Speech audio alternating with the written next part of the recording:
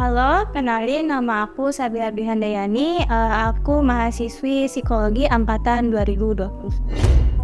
Halo, nama aku Dwi Apriani, mahasiswa psikologi angkatan 2020.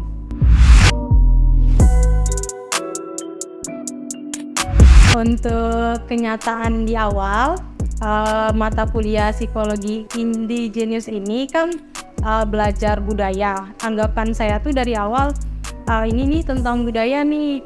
Dan ternyata setelah dijalani, memang benar-benar. Jadi di sini tuh agak tertarik, makin lama belajar, makin nyaman karena belajar indigenous ini diperkenalkan dengan budaya dari Indonesia sendiri, dan kita juga akan mencari tahu budaya apa aja yang ada di bagian suku-suku kita nih. Contohnya dari saya sendiri kan berasal dari Jambi maupun daerah Jawa. Saya kan suku campuran. Nah, di sini kami diajarin buat menggali apa aja budaya yang ada di daerah kami gitu. Karena ini kan mata kuliah peminatan dan aku pikir kayaknya kalau tentang budaya disangkut pautin dengan psikologi kayaknya lebih keren deh. Terus juga jarang kayaknya orang yang tahu bahwasannya di budaya itu dibahas juga dari sisi psikologinya gitu. Yang dipelajari di mata kuliah psikologi indigenous ini banyak ya. Kita belajar mengenai bagaimana aliran psikologi indigenous ini berawal, kemudian di dunia dan juga di Indonesia khususnya. Kemudian kami belajar juga tentang budaya-budaya yang dilihat dari sisi psikologis. Kemudian selain itu juga kami di mata kuliah ini diajari menulis. Kami menulis tentang budaya-budaya yang termasuk dari suku kita sendiri, kemudian budaya-budaya yang ada di Indonesia, dan kebetulan artikel tersebut dipublikasikan di suara.com gitu.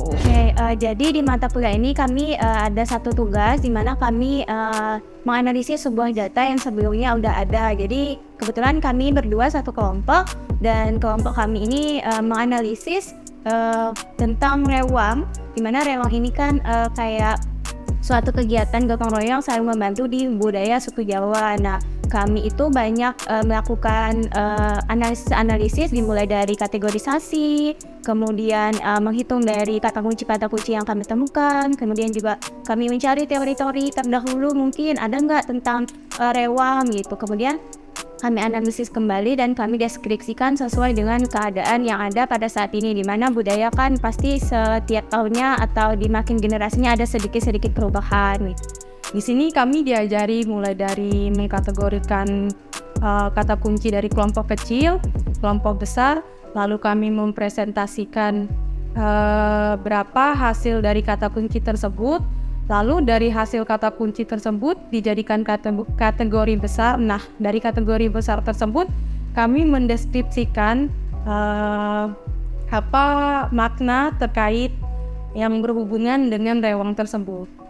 Kesan mengikuti mata kuliah ini seru, pertama. Kedua, kita kayak jadi lebih tahu tentang budaya-budaya, khususnya budaya sendiri yang awalnya kita belum peka. Kayak misal kita pergi ke suatu tempat, kita melihat sebuah tradisi, itu jadi kepikiran ini sebenarnya tradisi apa sih, budaya apa gitu. Jadi kepekaan kita tuh semakin tinggi. Kemudian karena ada tugas kita membahas tentang rewang tersebut, kami jadi menambahkan pengalaman. Ternyata sebelum kita mendeskripsikan sebuah budaya, itu kita ada langkah-langkahnya loh gitu, dan itu nggak semudah yang saya kira gitu.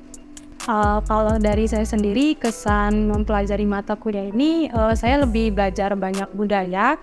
Yang awalnya budaya-budaya asing yang itu diperkenalkan, terus belajar budaya sendiri, budaya Indonesia. Jadi lebih sama seperti Sabila, lebih peka terhadap budaya yang selama ini mengelilingi tapi tidak sadar akan budaya kita sendiri. Tuh. Kalau dari saya, ilmu yang didapat selama mempelajari mata kuliah indigenous ini, yang lebih berkesannya itu jadi menambah skill untuk menulis, karena kami diajarkan cara bagaimana menulis lalu dipublikasikan, yaitu di salah satu media tulis suara.com. Nah, itu menjadikan salah satu kebanggaan tersendiri bagi diri saya, karena dengan hal seperti itu saya menjadi tahu berarti saya punya bakat menulis.